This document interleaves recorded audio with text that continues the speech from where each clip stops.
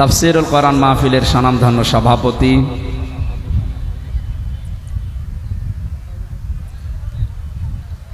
বাবুল হোসেন মণ্ডল, পোড়াদা ইসলামী সমাজ কল্যাণ পরিষদের সম্মানিত সভাপতি জনাব বাবুল মণ্ডল দামাত বারকাতুহুমুল আলিয়া, এ মাহফিলের প্রধান অতিথি বাংলাদেশ জামাতে ইসলামী কুষ্টিয়া জেলা শাখার সম্মানিত আমির, ইসলামিক চিন্তাবিদ, শিক্ষাবিদ, শ্রদ্ধাভাজন ব্যক্তিত্ব জনাব অধ্যাপক মাওলানা আবুল হাশেম আতালাল্লাহু উমরাহু ওয়া বারাকাল্লাহু ফি হায়াতি, বলেন আমিন। মাহফিলে বিশেষ মেহমান হিসাবে উপস্থিত আছেন আপনাদের এ থানার কৃতি সন্তান, ইসলামিক চিন্তাবিদ, রাজনীতিবিদ, শ্রদ্ধাভাজন ব্যক্তিত্ব জনাব আব্দুল গফুর দামাত বারকাতুহুমুল আলিয়া।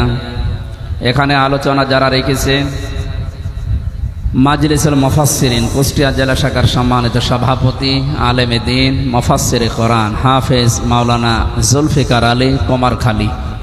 আলোচনা রেখেছেন মাওলানা ইয়াসির আরাফাত জিহাদি, সেক্রেটারি মাজলিসুল মুফাসসিরিন কুষ্টিয়া জেলা। উপস্থিত আছেন খন্দকার রেজাউল করিম, বাংলাদেশ জামাত ইসলামী মিরপুর উপজেলা আমির। অনেকগুলো মানুষের নাম এখনো আছে, আমরা সবার জন্য দোয়া করছি, সময় যেহেতু কম পাচ্ছি। ওয়ারফা'না লাকা যিকরাক, সবার মর্যাদা সম্মান আল্লাহ তাদের ঈমান এবং আমলের উপরে ভিত্তি করে যেন বাড়িয়ে দেন। আপনারা বলেন আমিন।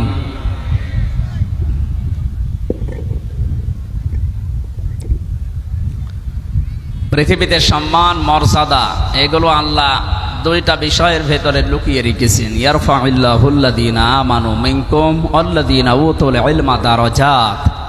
কোরআনে কারীম জানাচ্ছে তোমাদের ভেতরে যারা ঈমান আনে এবং দুনিয়াতে যারা ইলম পায়, এই দুইটা বৈশিষ্ট্য যাদের ভেতরে থাকবে, ইয়ারফা এটা মজারে, বর্তমান ভবিষ্যৎ, প্রেজেন্ট ফিউচার। আল্লাহ বলেন দিন যত যাবে এই দুইটা গুণ যাদের ভেতরে যত অ্যাক্টিভ ভাবে পাওয়া যাবে এদের মর্যাদা বাড়তেই থাকবে। সুবহানাল্লাহ। প্রশ্ন আসতে পারে এগুলো যাদের নেই তাদেরও তো মর্যাদা সম্মান মানুষ দেয়, হ্যাঁ ওগুলো ভয়ে দেয়, কিন্তু সত্যিই যাদের ভেতরে ঈমান আছে এবং যারা এলেম অনুযায়ী আমল করে কাজ করে তাদেরকে শুধু ভয়ে না মর্যাদা সহকারে মানুষ সম্মান দেয়। ইন্নাল্লাযীনা আমানু ওয়া আমিলুস সালিহাত সায়াজআলু লাহুমুর রাহমানু ওয়াদ্দা। যারা ঈমান আনার পরে আমলে সালেহ করে, বাংলাদেশ, ভারত, পাকিস্তান এই তিনটা দেশে সালেহ শব্দটা নিয়ে একটু ঝামেলা আছে। আমরা মনে করি সালেহ মানে নেক কাজ, সালেহ মানে সৎ হওয়া, শুধু এতটুকুই না। পোড়াদাবাসী আমার প্রাণ প্রিয় জেলা কুষ্টিয়া, বাংলাদেশের 64 জেলার চাইতে আপনাদেরকে এমনিতে স্বাভাবিকভাবে বেশি ভালোবাসি। এই জন্য আহ্বান জানাচ্ছি, সালেহ মানে শুধু নেক কাজ নয়, সালেহ মানে শুধু সৎ হওয়া নয়, সালেহ মানে যোগ্যতা অর্জন করা। আজ আমাদের যোগ্যতা অর্জন করা লাগবে ঈমানের সাথে সাথে। যে যে জায়গায় আমরা দায়িত্বে আছি ওই বিষয়ের শিক্ষা এবং প্রশিক্ষণ নিয়ে জায়গাটা যেন পরিপূর্ণভাবে আঞ্জাম দেওয়া যায়, এর নাম সালেহ। এইটা যারা ঈমানের পাশাপাশি অর্জন করবে, সৃষ্টি জগতের ভেতরে আল্লাহ তাদের প্রতি একটা মহাব্বত তৈরি করে দেবেন। সুবহানাল্লাহ। এই জন্য আমরা বাস্তবে দেখতে পাচ্ছি এই দেশে যাদের ঈমান সত্যিকার অর্থে আছে, ঈমানের দাবি যেগুলো, ইন্নামাল মুমিনুনা আল্লাযীনা আমানু বিল্লাহি ওয়া রাসূলিহি সুম্মা লাম ইয়ারতাবু। আল্লাহর দৃষ্টিতেও সত্যিকারের মুমিন তো তারা যারা আল্লাহর উপরে ঈমান আনার পরে, রাসূলের উপরে ঈমান আনার পর তাদের বিধান পালনের ক্ষেত্রে কোনো সন্দেহ পোষণ করে না। আমি আয়াতটা নিয়ে চিন্তা ভাবনা করে দেখেছি, এটা বাংলাদেশের জন্য 100% কার্যকর। আমরা আল্লাহ রাসূল মানি, বিশ্বাসও করি, কিন্তু তাদের আদর্শ পালন করতে গিয়ে যে সন্দেহ যেটা মনের ভেতরে ঘোরপাক খায়, এটা যাদের ভেতরে আছে আপনি পরিপূর্ণ ঈমানদার আল্লাহর দৃষ্টিতে হতে পারেন। ওয়াজাহাদু বিআমওয়ালিহিম ওয়া আনফুসিহিম ফি সাবিলিল্লাহ। তারা প্রচেষ্টা চালায় তাদের জান আর মাল দিয়ে এ জমিনে আল্লাহর দ্বীনকে দাঁড় করাতে। উলাইকা হুমুস সাদিকুন। এই মানুষগুলোই তাদের ঈমানের দাবিতে সত্যবাদী। সুবহানাল্লাহি ওয়া বিহামদি। আল্লাহ কোরআনে যেভাবে বর্ণনা দিয়েছেন আমাদের প্র্যাকটিক্যাল লাইফ যেন ওইভাবে সেট করতে পারি, বলেন আমিন। তাহলে সৃষ্টি জগতের ভেতরে ঈমান এবং সালেহ নেক কাজ, সৎ কাজ পৃথিবীতে মানুষ যদি সত্যি আঞ্জাম দিতে পারে, তাদের প্রতি শুধু মানুষের না, যত সৃষ্টি আছে সবার মহব্বত ভালোবাসা আল্লাহ তৈরি করে দেবে। সুতরাং টাকা পয়সা, ধন সম্পদ, ক্ষমতা এগুলোর পেছনে যদি আমরা থাকি, তাহলে এই আয়াত অনুযায়ী মানুষ হয়তো ভালোবাসবে, সম্মান দেবে ভয়ে। তো আমাদেরকে আল্লাহ মানুষের ভেতরে ভয়ে ভালোবাসা সৃষ্টি করুক, এটা আমরা চাইনি। তারা যেন মহব্বতে আমাকে ভালোবাসে। যেন আমরা যারা এখানে এসেছি, দল মত জাতি বর্ণ ধর্ম নির্বিশেষে, এটা শুধু ইসলামী সমাজ কল্যাণ পরিষদ যদিও আয়োজন করেছে, এটা শুধু মুসলমানদের অনুষ্ঠান না। যে ধর্মে আপনি থাকেন না কেন, মানুষ পদবাচ্যে যদি আপনি বিবেচিত হন যে আপনি মানুষ, হাদা বায়ানুল লিন্নাস, তাদের জন্য আজকের এই অনুষ্ঠান। সুতরাং যারা এসেছি মানুষ হয়ে, কোরআন কারিম থেকে হেদায়েতমূলক কিছু কথা আমরা যেন শুনতে পারি। বলেন আমিন। যে আল্লাহ আমাদেরকে দিনের বেলায় হাজারো কাজ, এমনিতেই পোড়াদার এলাকার মানুষেরা ব্যবসা বাণিজ্য নিয়ে থাকে বেশি, এটা তো 24 ঘন্টায় কাজের উপরে আছে, অন্তত রাত 11টা 12টা পর্যন্ত এদের কোনো বিশ্রাম নেই। তারপরেও সব কাজ বাদ দিয়ে কোরআনের জন্য যারা এই সময়টুকু বের করলেন, এবাদত মনে করে যারা এসেছেন, এটাকে এবাদতই চলছে। এবাদত চলছে না? কোরআনে কারিম শোনার জন্য যে দুইটা ধারা আছে, আল্লাহর নির্দেশ আছে, ফাস্তামিউ লাহু ওয়া আনসিতু, চুপ থাকবেন আর শুনবেন। যদি এই দুইটা শর্ত মানুষ মেনে নিতে পারে, আল্লাহ পাক বলেন লাআল্লাকুম তুরহামুন, এখানে আমার রহমত নাজিল হবে। পুরাটা যতক্ষণ থাকবেন আপনি মনে করবেন আমি নামাজে আছি। আর আমরা যারা বলতে এসেছি, আমাদের আল্লাহ কিছু দায়িত্ব দিয়েছে।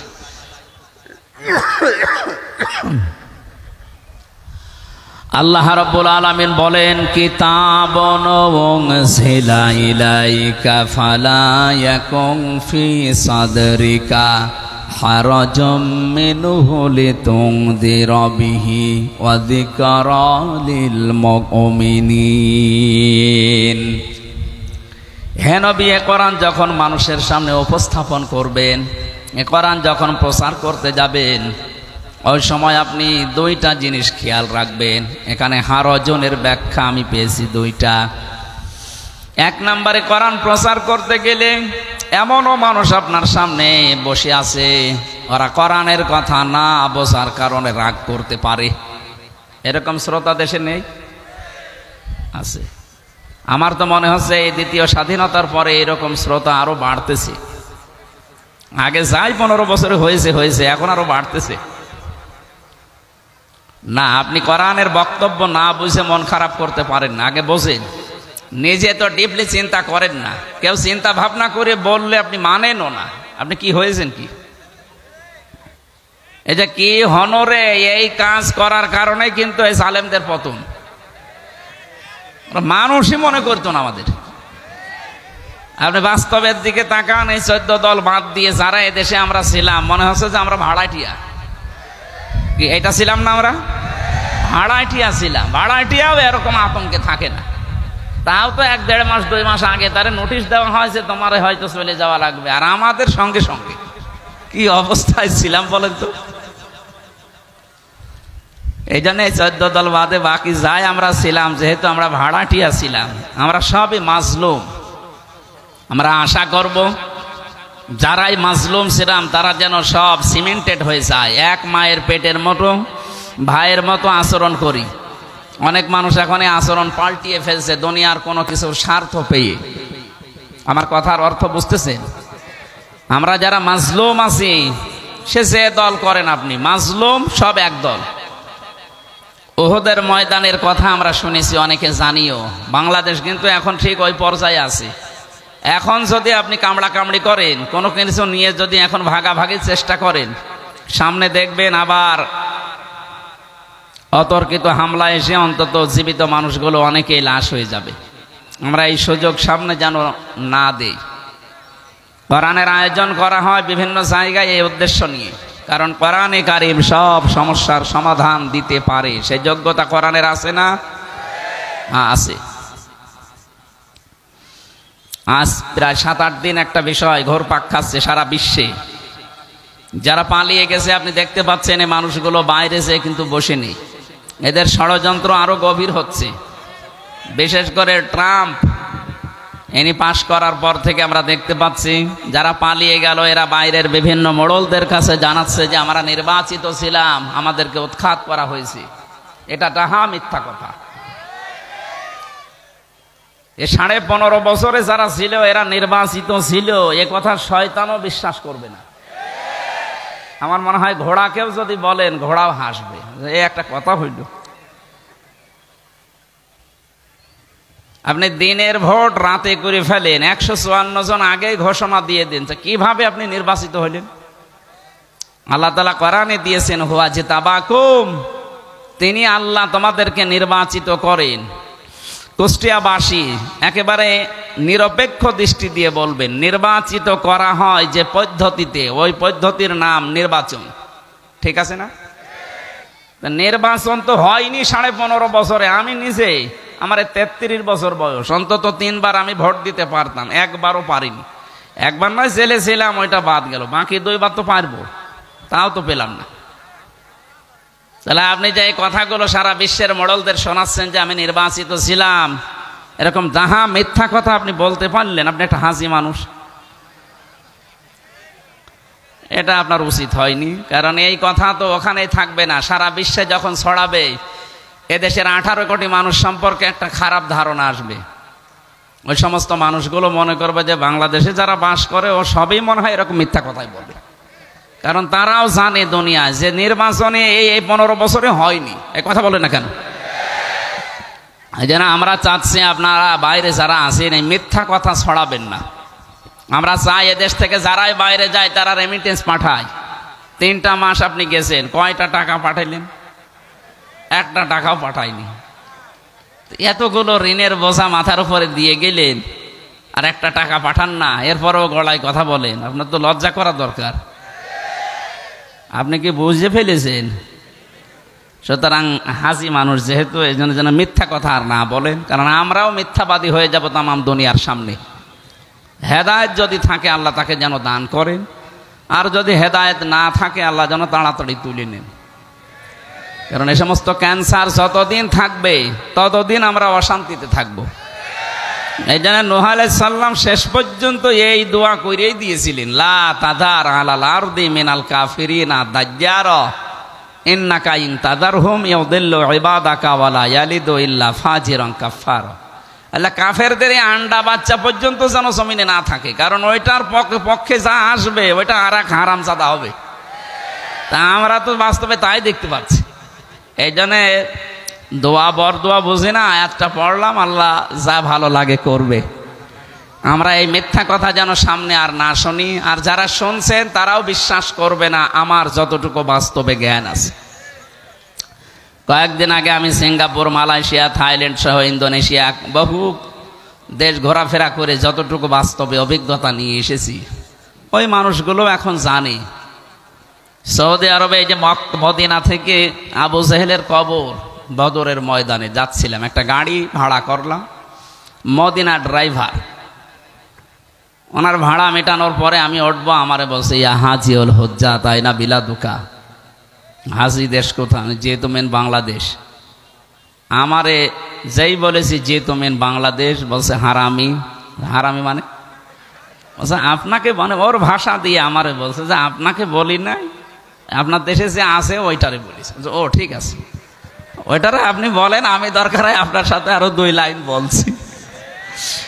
অথচ মদিনার ওই লোকটা বাসিন্দা, ওখানকার স্থানীয়, ও জীবনে ইনারে কোনোদিন চোখে দেখেনি, শুধু ফেসবুকে আর এই যে ইউটিউবে এই সমস্ত বিষয়গুলো দেখার পরে তারাও ভাবছে যে না, এ মানুষ না, একটা হারামি।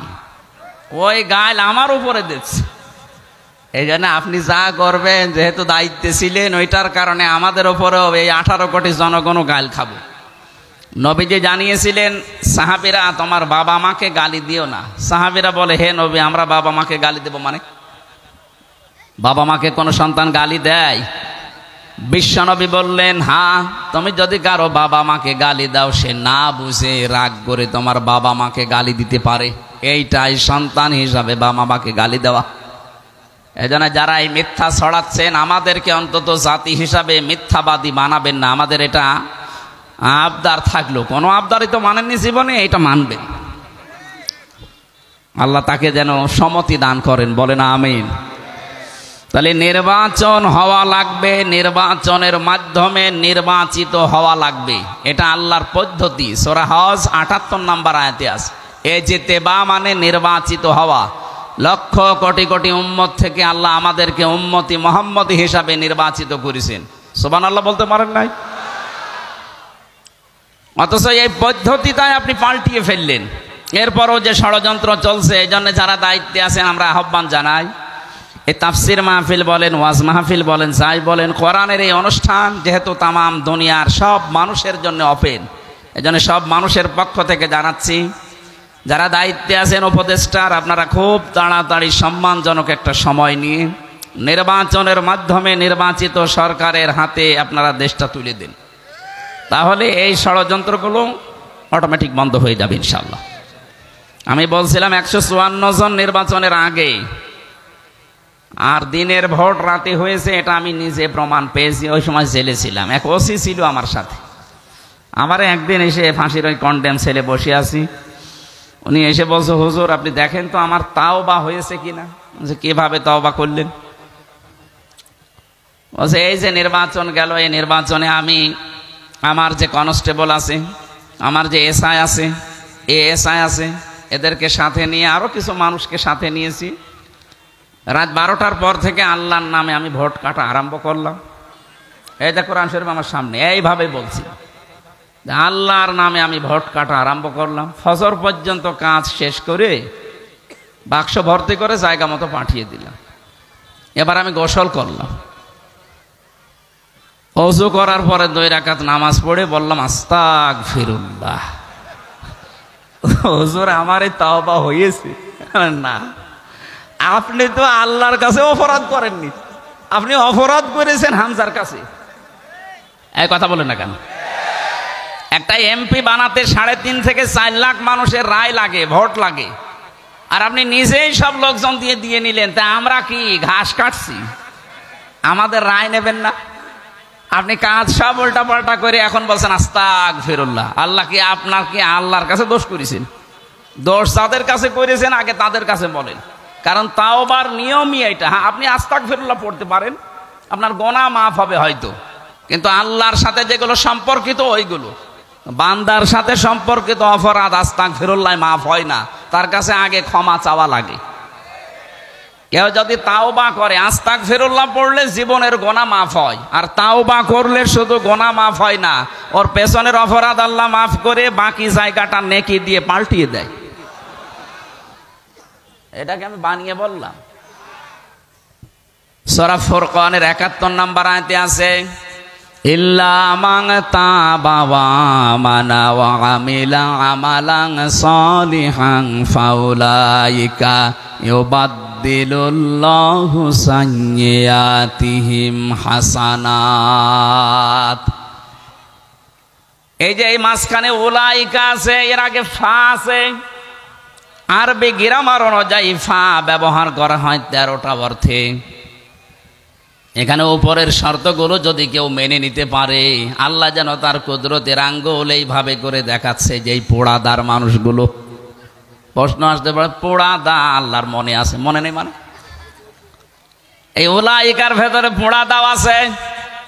আল্লাহ পাক বলেন কুষ্টিয়া জেলার পোড়াদার এই মানুষগুলো যারা বসে বসে নীরবে আমার কালাম শুনছে, তাদেরকে বলে দেন ওরা যদি বাড়ি থেকে এই নিয়তে আসে, ইল্লা মান তাবা, যে আল্লাহ আমি যাই করেছি আজকে আমি তাওবা করে ভালো হয়ে যাব, এই নিয়ত আমাদের নেই? এই কথা বলে না কেন? এই নিয়ত নিয়ে যারা এসেছি, আল্লাহ আমি যাই করেছি বিগত জীবনে, আজকে কিন্তু আমি সত্যিই কোরআন শুনতে যাচ্ছি, ভালো হয়ে যাব, তাওবা করার মাধ্যমে ওই মানুষগুলো যদি ঈমান আনার পরে ভালো ভালো কাজ করার সিদ্ধান্ত নিয়ে ফেলে, কি করব আমি জানো? ফাউলাইকা, এই মানুষগুলোর জন্যে ইউবাদদিলুল্লাহু সাইয়্যাতিহিম হাসানাত, দুইটাই বহুবচন। আমি নিজে বদল করে দেব তাদের জীবনের যত অপরাধ ছিল ওইগুলো শুধু বদল করে ফাঁকা করব না, পুরা জায়গাটা নেকি দিয়ে পাল্টিয়ে দেব। এই জন্য আমাদের উচিত হচ্ছে, আপনি অপরাধ করেছেন যার কাছে, ক্ষমা চাবেন তার কাছে।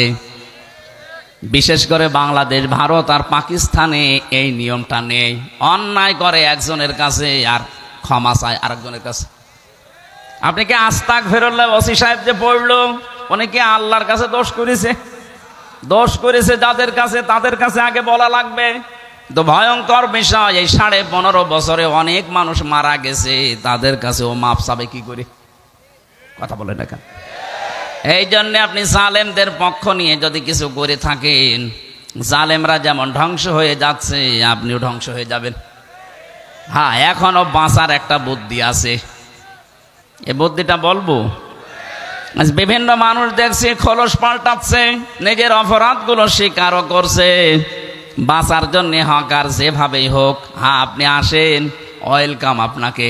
কিন্তু আপনার জীবনের এই অপরাধগুলো যদি মাফ করতে চান, পদ্ধতি আছে। একটা হাদিস বলছি তিরমিজি শরীফের, যুবতী এক মেয়ে এসে বলে, হে রাসূল, আমি জেনা করেছি। নবীজি বললেন, এ কথা কাউকে বলবা না, যাও। আবার সামনে এসে বলে, হে নবী, আমি জেনা করেছি, আমাকে আপনি মুক্ত করেন, আমাকে পাপ থেকে বাঁচান, আমি পরিত্রাণ পেতে চাই, এই গুনাহ থেকে মুক্ত হতে চাই। বিশ্বনবী বললেন, এ কথা কাউকে বলবা না, যাও, বাড়ি চলে যাও। মেয়েটি আবার এসে বলে, হে নবী, আমি জেনা করেছি, শুধু জেনা না, আমি গর্ভবতী হয়েছি। বিশ্বনবী বললেন, ঠিক আছে, আগে খালাস হোক বাচ্চাটা,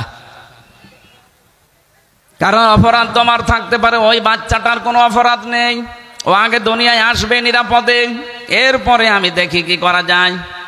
যখনই সন্তান এসেছে, সঙ্গে সঙ্গে বলেন, হে নবী, আপনি আমার বিচার করেন, কারণ আমি কোরআন পড়ি, আমি কোরআন বুঝি, আমি নিজে জানি দুনিয়ায় 3টা অপরাধের শাস্তি আল্লাহ ডবল করে দেবে।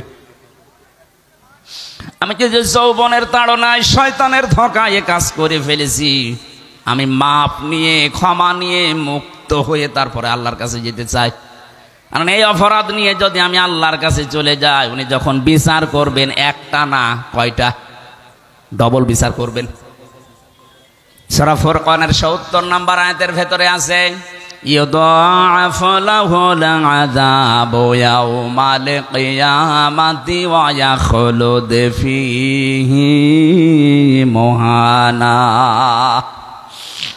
এই যে ইউদাআফ লাহুমুল আযাব, আল্লাহ বলেন তার জন্য আমি ডবল শাস্তি রেডি করলাম। একবার বিচার না, ডবল বিচার হবে 3টা অপরাধ করলে।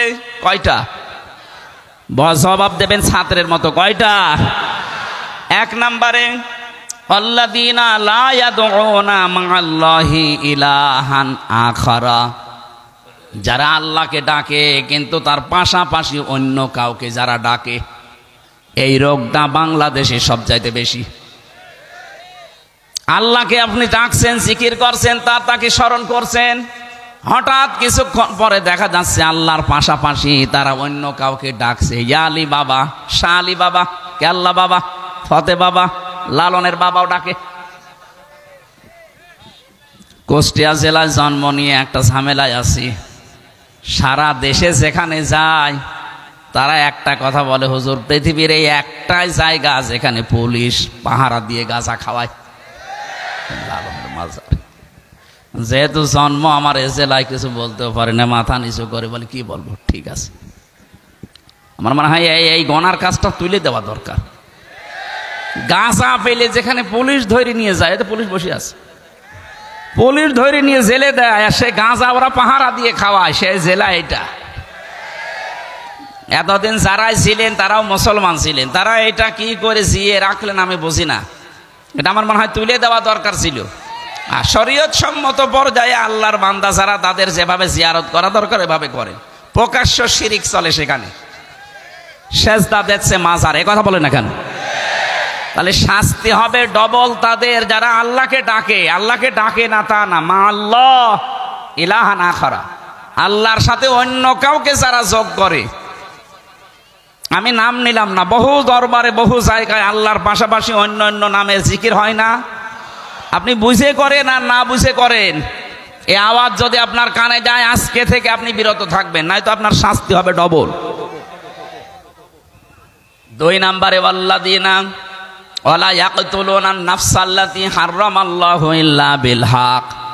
আদালত কর্তৃক, বিচারালয় কর্তৃক যার প্রতি হুকুম দেওয়া হয়নি যে তাকে মেরে ফেলো, হত্যা করো, অথচ তাকে আপনি মেরে ফেললেন, এই কারণে আপনার শাস্তি হবে ডবল। এই কথা বলেন না কেন? 3732 জন মানুষ আগস্টের 5 তারিখ আর আগ পর্যন্ত মারা গেল। যার নির্দেশই হোক মারা তো গেছে। একটার পক্ষেও কোনো দলিল আছে আপনার যে একে মেরে ফেলার জন্য আদালত রায় দিয়েছে? কোথায় পেলেন আপনি? যার ইশারা মতো এ কাজ হয়েছে সে আর কিছু না হোক হুকুমের আসামি তো হবে।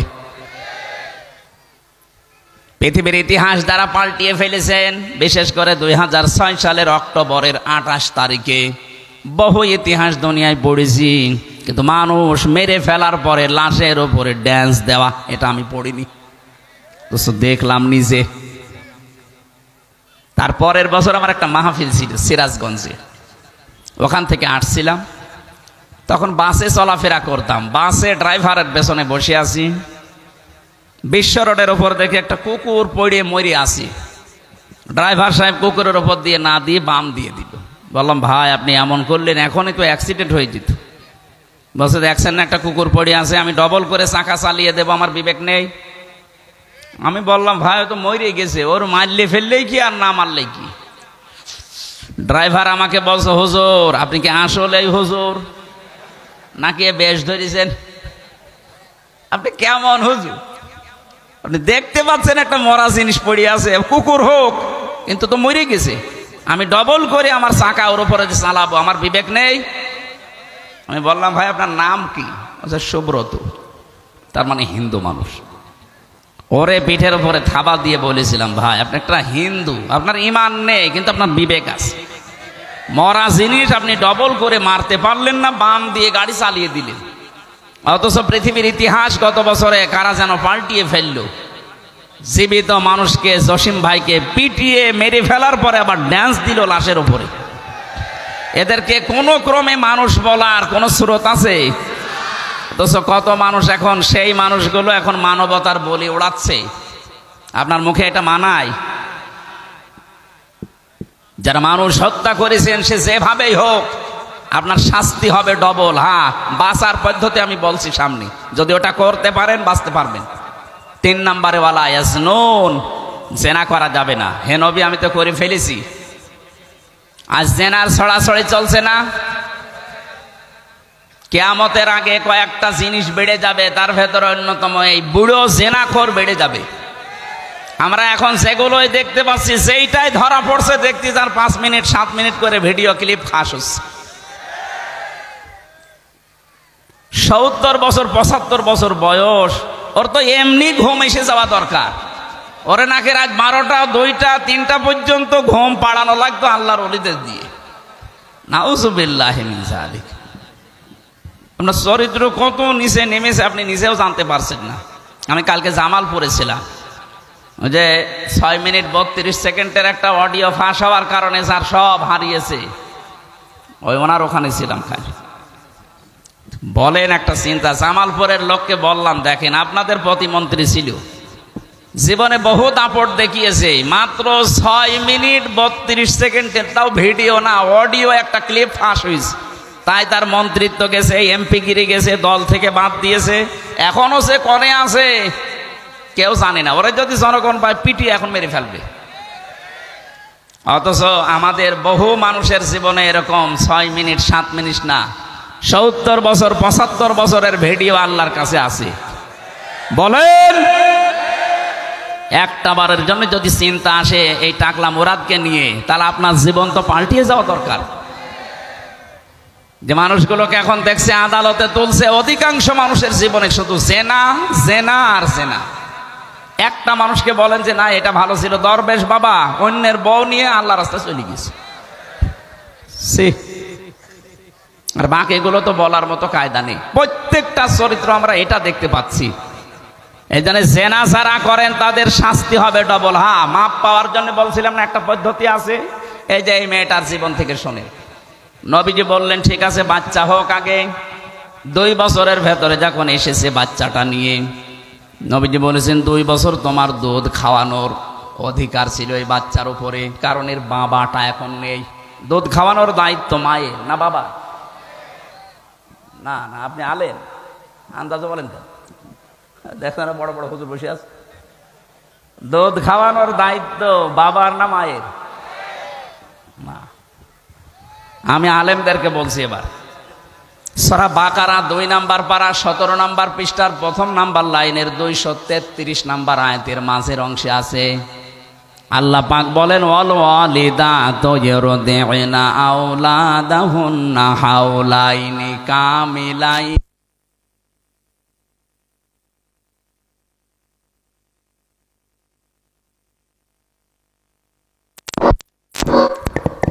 ঠিক আছে, লিমান আরাদা আইয়ুতিম্মার রাদা। একটু এইদিকে তাকান, যারা বাবা আছেন তাদেরকে বলছি। এখানে মোজাক্কার শব্দ আল্লাহ দিয়েছেন, মুয়ান্নাস দেয়নি। এই যে হাফেজ মাওলানা জুলফিকার আলী কুমারখালী বসে আছে, মাওলানা আবুল হাশেম আছে, শব্দটা আল্লাহ মুয়ান্নাস দেননি, মোজাক্কার পুরুষের শব্দ দিয়েছেন। দুধ খাওয়ানোর দায়িত্ব বাবার, মায়ের না। মা যদি এ দায়িত্ব পালন না করে গোনা হবে না, কিন্তু বাবা এ দায়িত্ব পালন না করলে গোনা হবে। এখন যদি বলেন বাবার তো জিনিসপত্রই নেই, হ্যাঁ আসলেও তো তাই, আমাদের জিনিস আছে নেই, আমাদের নেই, এই জন্য দায়িত্বটা মাকে দিয়ে আমরা পালন করাই। কোনো মা যদি পালন করতে না চায়, যদি বলে তো আমার এক একটা সন্তানের জন্য 5 লাখ করে টাকা দেওয়া লাগবে, 2 বছর দুধ খাওয়াবো, তাই দেওয়া লাগবে। এ মাইকে বলা তো ঠিক হইল না। আমারও তো আছে, ম্যাডাম যদি দেখে বলবে যে তোমার মেয়ে আছে এই যে 42 দিন বয়স, 5 লাখ করে টাকা দাও, নাই তো তোমার মেয়ে তুমি নিয়ে যাও।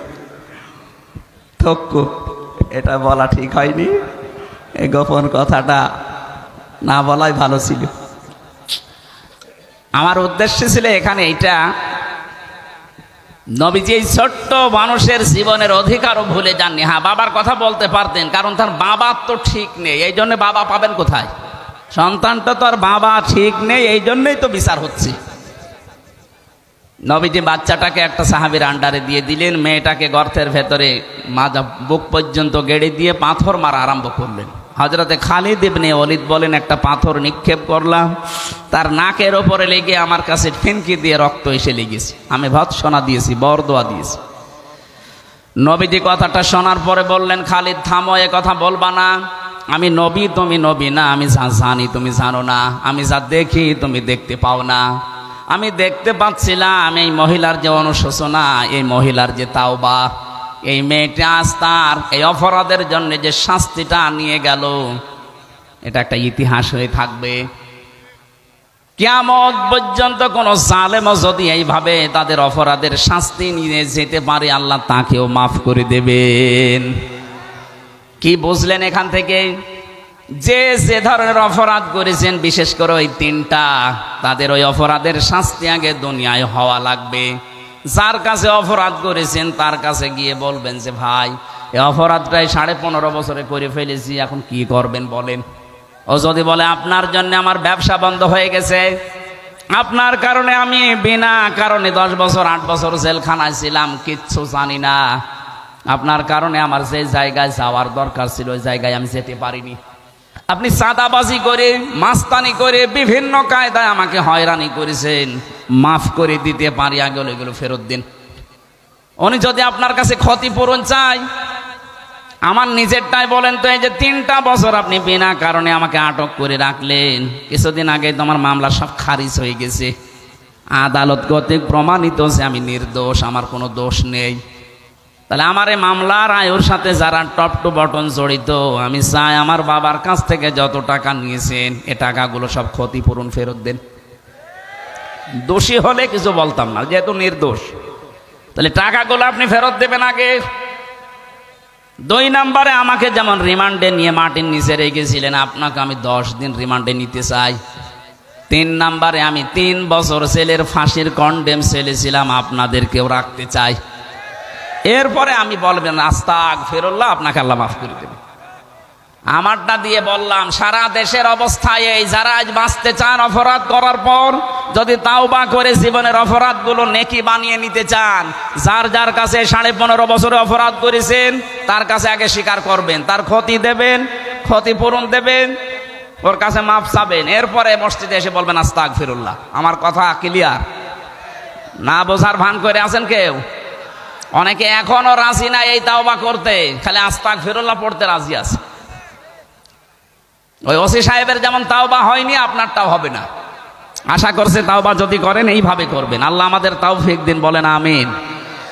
আমরা তেলাওয়াতকৃত আয়াতের যে ব্যাখ্যা করার জন্য বসেছি, সূরা আলে ইমরান 14 নম্বর আয়াত। এখানে আল্লাহ 7টা বিষয়কে আকর্ষণীয়, লোভনীয়, এই বিষয়গুলো আমাদের সামনে আছে। এর পরের আয়াতে আছে কুল আউ নাব্বিউকুম বিখায়রিম মিন যালিকুম, এর চাইতেও তোমাদেরকে আমি উত্তম জিনিসের কথা বলবো বা খবর দেব। সে খবর আমরা পরে দিচ্ছি, আগে দেখি কোন কোন জিনিস আমাদের কাছে আকর্ষণীয় বেশি। যুজ্জিনা লিন্নাসি হুব্বুশ শাহাওয়াতি মিনান নিসা, এই পৃথিবীর যত মানুষ আছে প্রতিটি মানুষের জন্য আকর্ষণীয়, লোভনীয়, সুশোভিত করে দিয়েছি আমি 7টা জিনিসকে। তার 1 নম্বরে নারী। কি বললাম? বলেন বলেন। প্রতিটি মেয়ে লোকের ভেতরে আল্লাহ আকর্ষণ, এই ভালোবাসা, এই মায়া লুকিয়ে রেখেছেন। এই জন্য আদম নবীকে আল্লাহ যেদিন বানিয়েছেন, কিছুদিনের ভেতরেই তার বাম পাথরের হাড় থেকে হাওয়া আলাইহিস সালামকে বানিয়েছিলেন। হযরতে হাওয়াকে বানিয়েই তিনি তার বাম পাশে রেখে দিলেন। হযরতে আদম ঘুম থেকে উঠে দেখলেন একজন সুন্দরী। হযরতে হাওয়া এত সুন্দর ছিলেন, আমি তাফসিরে হাক্কানিতে পড়েছি 4 জন মেয়ে লোককে আল্লাহ পৃথিবীর সব চাইতে সুন্দর বানিয়েছিলেন, তার ভেতরে হাওয়া একজন। হযরতে আদম ঘুম থেকে উঠেই তিনি তাকালেন এবং ধরতে গেলেন। আল্লাহ বলেন তাকানোও যাবে না, ধরাও যাবে না। হযরতে আদম ওই সময় বলেছিলেন, মাবুদ কি আকর্ষণের ভেতরে দিয়েছো আমি জানি না, আমি তাকাতেও চাই, ধরতেও চাই। আল্লাহ পাক বলেন হ্যাঁ তাকানো যাবে, ধরাও যাবে, বিয়ে করা লাগবে। এখান থেকে প্রমাণ হয় বিয়ের আগে মেয়ে লোকের সাথে প্রেম করা জায়েজ নেই।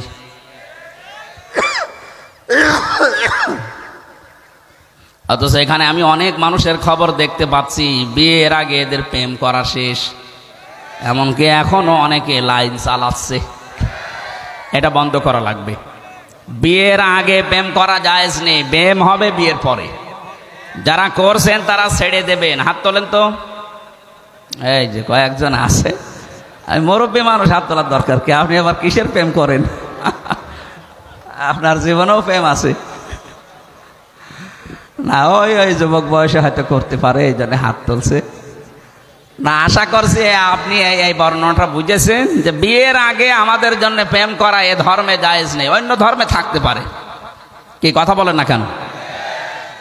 হযরতে আদম বলছে আল্লাহ বিয়ের পর বিয়ে করতে আমি রাজি আছি, দেনমোহর দেওয়া লাগবে। বলছে আমি কোথায় পাবো? এখানে বহু মানুষ আমরা জানি, এরা নামাজের ফরজ কয়টা পেটে বোম মারবেন বলতে পারবে না, বিয়ে করা ফরজ এটা জানে। এটা জানে না। বিয়ে হয়ে গেল, আদম নবীকে আল্লাহ বলেছিলেন কুলনা ইয়া আদম উসকুন আনতা ওয়া যাওজুকাল জান্নাহ, যাও এবার বউ নিয়ে বাড়ি চলে যাও।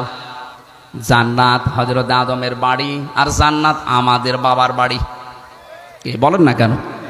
তাহলে এই আয়াত থেকে প্রমাণ পাওয়া যায় বিয়ে করে বউ বাবার বাড়ি নিয়ে যাওয়া লাগবে। অথচ আমাদের এই কুষ্টিয়া জেলায় বহু মানুষ আছে বিয়ে করে নিজেও থাকে ঘর জামাই। ঘর জামাই দেশে নেই। আরে ভাই বিয়ে করে আপনি বাবার বাড়ি নিয়ে যাবেন, আপনি নিজে সহ থেকে যাচ্ছেন। আয়াতের 2 নম্বর শব্দ ছিল আদম নবীকে আল্লাহ ওই দিনই বলেছিলেন ওয়াকুলা মিনহা, বাড়িতে নিয়ে যাওয়ার পরে শুধু নিজে মন মতো খাবে না। আমরা আলেমদেরকে বলছি আল্লাহ কিন্তু আংতা ওয়াকুলা দেয়নি, একবারে কোলা দিয়ে বসন দিয়েছেন। আজ নারী অধিকার নিয়ে চিল্লাচ্ছে কত মানুষ যে মেয়েদের অধিকার নেই। নারী পক্ষ, নারী স্বাধীনতা আন্দোলন, নারী বিপ্লব পরিষদ, প্রায় 13টা সংগঠন কাজ করছে এই দেশে নারীর পক্ষে। ছোট্ট কথা একটা বলি, এই যে নারীর পক্ষে কাজ করার জন্য যারা, তাদের ভেতরে এই মোস্তফা সরোয়ার ফারুকী ইনিও একজন। নিজের স্ত্রীকে দিয়ে বিভিন্ন উল্টাপাল্টা কাজ, সিনেমা, নভেল, নাটক, থিয়েটার বানিয়ে টাকা উপায় করে। এমন এমন সিনেমা বানিয়েছে। ব্যাচেলার সিনেমা দেখেছেন না? আমি উপন্যাস পড়েছিলাম। এইটা দিয়ে সিনেমা বানিয়েছে এই লোকটা। সমকামিতা প্রমোট করে এই লোকটা। ৯৬% মুসলমানের দেশে এরকম হারাম কোনো মানুষকে আমরা দায়িত্বে দেখতে চাই না। কয়দিন পরে দেখবেন বলবে হ্যাঁ আমরা পুরুষে পুরুষে বিয়ে চাই। বলেন নাউজুবিল্লাহ। এটা আল্লাহর নিষিদ্ধ কাজ। আল্লাহ বলেন মেয়েদের প্রতি আমি আকর্ষণ তৈরি করেছি, আর এই সিস্টেম ওরা পাল্টিয়ে ফেলে এখন পুরুষে পুরুষে বিয়ে করবে। এই জন্য ৯৬% মুসলমান অধিকাংশ কেউ চাচ্ছে না যে উনি যেন দায়িত্বে থাক। আমরা আশা করছি ওনারে বাদ দিয়ে অন্য কাউকে দিন। মুসলমানদের এই ইশারা যদি যারা দায়িত্বে আছেন না বোঝেন, এরা কিন্তু সব উলট পালট করতে জানি। এত বড় জগদ্দল পাথর যদি উল্টিয়ে দিতে পারে যারা দায়িত্বে আছে, আমরাই দিয়েছি তাদের। কথা বলে না কেন? আমি ইঙ্গিতটা আর দিলাম না, যা বলার দরকার বুঝে ফেলেছে ওনারা। আল্লাহ দিয়েছেন ওয়াকুলা দিবসন, আদম বউ নিয়ে বাড়ি যাও, কিন্তু নিজে যা খাবে, যেই মানের খাবার, যেই মানের পোশাক, এই মানের খাবার, এই মানের পোশাক বউকে দেওয়া লাগবে। আংতা ওয়াকুলা যদি দিতেন তাহলে পক্ষপাতিত্ব হয়ে যেত, যে নিজে মন মতো মরণ খাওয়া খাও, তারপরে বউকে যা পারো দাও। না, যতটুকু তুমি ততটুকু বউ। আজ বাংলাদেশে মেয়েদেরকে কত মানুষ জুজুর ভয় দেখাচ্ছে, না জানি ইসলাম এ দেশে যদি চলে আসে মেয়েদের কি হবে। কি হবে মানে আল্লাহর কোরআনের বর্ণনা ওয়াকুলা, এটা কায়েম হবে এই দেশে। কথা বলেন না কেন? আমির জামাত ডাক্তার শফিকুর রহমান এই জন্য এই ঘোষণা দিয়েছেন এই শব্দটা নিয়ে। ইসলাম যদি সত্যি এ দেশে আসে, সবচাইতে বেশি অধিকার ভোগ করবে মেয়েরা। আল্লাহ যারা সেইটা আমাদেরকে সামনে দেখায়, বলেন আমিন। এরপরে তো আরো যে শব্দগুলো আছে সব শিক্ষামূলক। রাগাদান হাইসো শিতমা ওয়ালা তাকরাবা হাদিহি শাজারা। আমি ওইগুলো যাচ্ছি না, সময় কম তো, এজন্য বাকি পয়েন্টগুলো শেষ করা দরকার।